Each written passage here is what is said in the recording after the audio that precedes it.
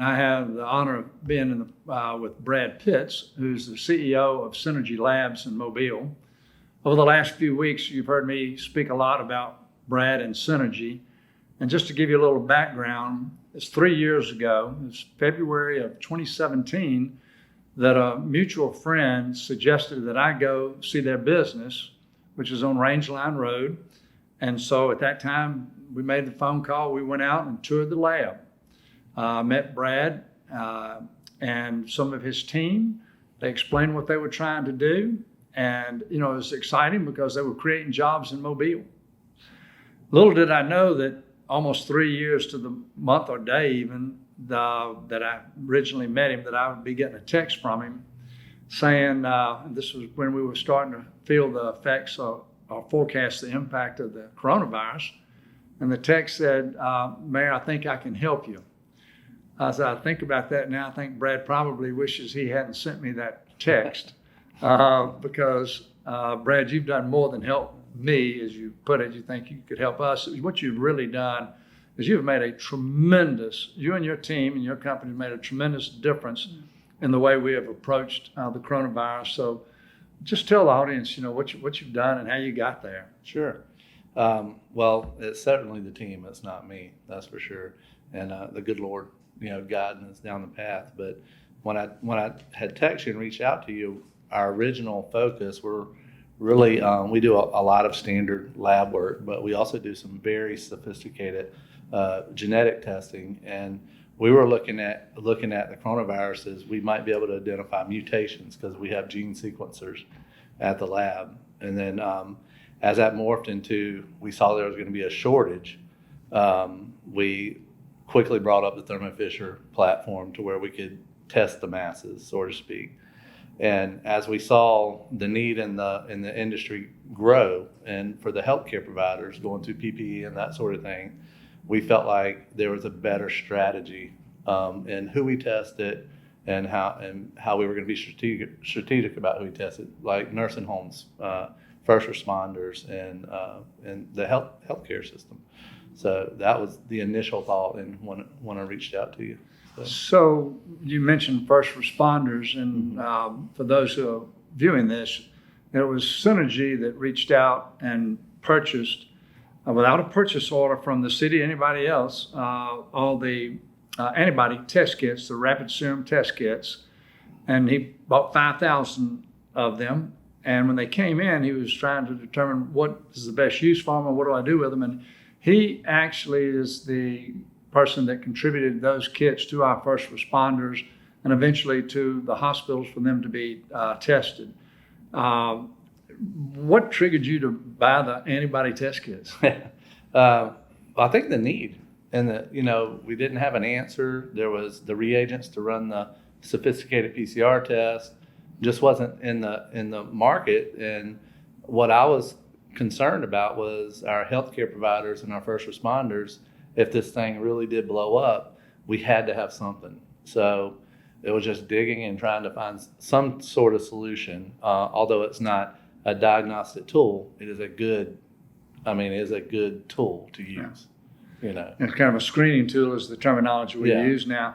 Yeah. And so, as you recall, when we got this, everybody was a little bit of a loss of what to do with it. And as we started talking to those in the medical profession, we couldn't find anybody that said, this should be used. Well, then last night, I think on a news conference, the president was talking about how in various cities they should be using this as a screening tool. Yeah, is what it said on the, from DC there. But we deal with business from Tennessee, Georgia, Mississippi, all the way down to Florida. We have about 124 employees. And I can tell you what you've done with our city within the healthcare system. It should be the gold standard. And the way you've brought everybody together, and it's amazing what you've done here. And as those other municipalities reach out, I say reflect on Mobile, and it's just a testament to what y'all doing here. Well, we didn't tee this up for you to say that, but I appreciate you saying it because I feel like you did. I'm just part of the team. Yeah. And I think that because of the things that we've learned and trying to expand that, the citizens of Mobile reaping the benefit from it. But for us to be able to go test all of our first responders, really, I think the first city in the nation to do that, and then to be able to go from there to having the PCR test that you had that had come in about that time, and you were starting to test that. And so, how many PCR tests are y'all doing a day, and what is your capacity? I think we are going to hit it right at 650 today. Patients. We should have those out before 8 o'clock tonight. So it'll be a same day turnaround. Our goal is to get to about 2,500 a day is where we're headed. And that's not just for Mobile, or that's for your footprint, is that right? That's for the footprint. Mobile, we're going to do about 450 today. Right. Where do you think we'll be 2-3 weeks from now? We still have the rapid serum or the antibody test that we will try to continue to use. We'll continue to ramp up to what you just said on the PCR test. So what are we looking for in the future? In the future, what we're doing is constantly training more techs. The testing that we're doing is not easy. It's a high science. It's very detailed in pipetting. I mean, you have to have a trained professional to do the test. So the last thing we want to do is turn out a product that's not precise. So we're training different shifts as we go along, and that's why our capacity is growing. I think we have about 43,000 swabs in-house right now. So we're not at risk whatsoever of running out of testing material. We call it the reagent or the fuel to run the machines. We have about 27,000 kits in-house, and we get an additional 5,000 a week on a standing order. That's for just one platform. But our target as a company is to have 3 different platforms to run 3 different reagents. So we will never, Mobile, be at risk for not having testing. That's very interesting, Brad, but I think there's something else coming that I'd like for you to touch on. Well, there is, and so we've entered into an agreement with Beckman Coulter, and we are validating an assay that does qualitative and quantitative IgG and IgM. We've been told the target date is the end of May for pretty much an endless supply for being the validation lab. I think we'll be able to run about 400 tests per hour on our 2 platforms once that's up and running. I think the barrier there would probably be the receiving aspect of it, getting them in the lab and getting them checked in. But we'll see how that goes. There'll be opportunities to pair that up with PCR testing and doing some studies and different things like that. And at this point, I'm surmising this a little bit, but when we first got the rapid serum test, there was these question marks about how to best use them. We knew it was a tool, right? But eventually we realized it was just a screening tool to be one of 2 or 3 things in our toolbox. So it appears that this is another tool, and it's yet to be completely determined the best use as far as that. Fair statement? Yeah, that's fair to say. The difference in this test is it's going to be extremely sensitive. It's not a guess, and that there may be opportunities to be able to identify people that have already been infected, that's already cleared the virus, so we have a better idea in the community of how widespread the disease has been and where we're at today. And then also there's treatments that are coming out that are using the antibodies from patients that have been able to clear the virus.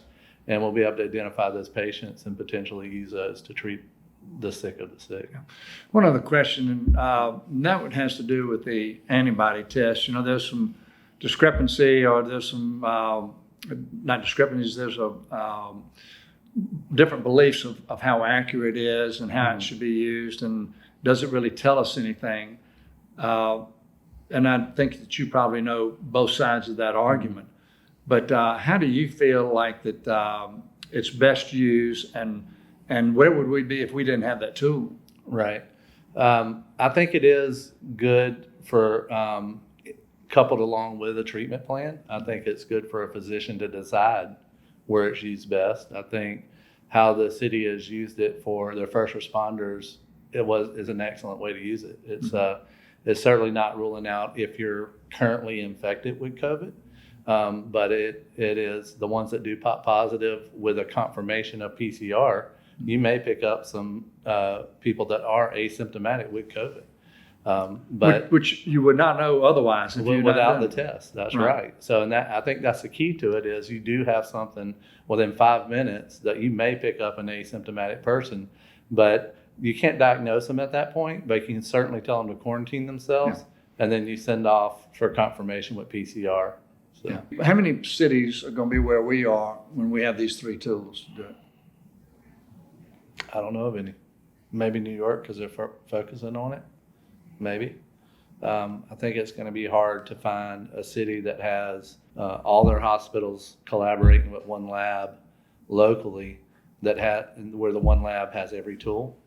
I think the powerful aspect of that is the data and being able to collaborate and do studies and population studies. And you'll have, if it's done right, you'll have more information than anybody in the country to make an informed decision for your city.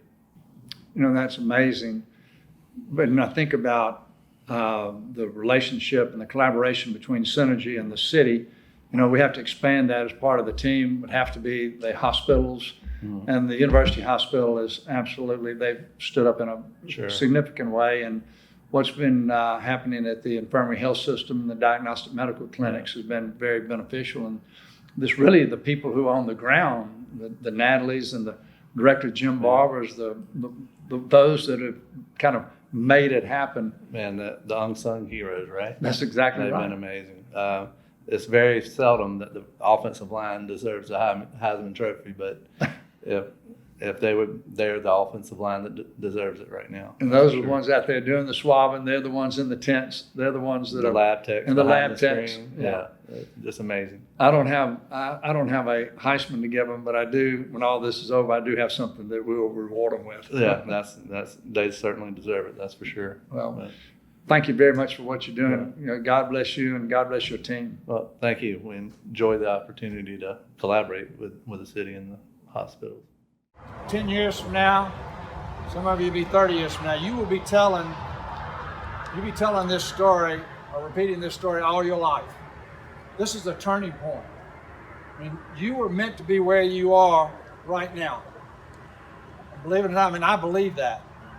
And so in my life, if I were giving my testimony, I would talk about turning points where I learned different lessons so that I did different things.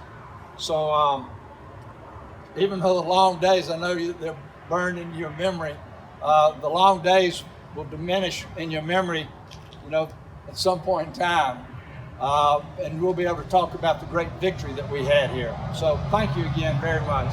God bless each and every one of you.